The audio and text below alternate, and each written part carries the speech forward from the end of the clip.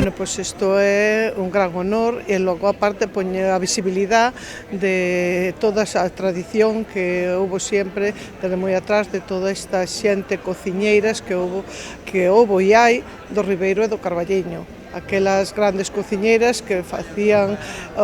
todos os pratos principales para bodas, bautizos, primeiras comunións que se chamábamolas nas casas para que viñeran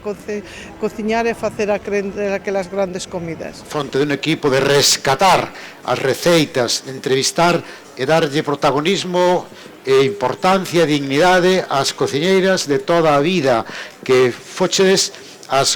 guardianas da tradición,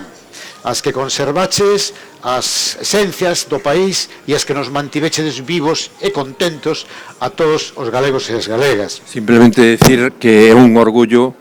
estar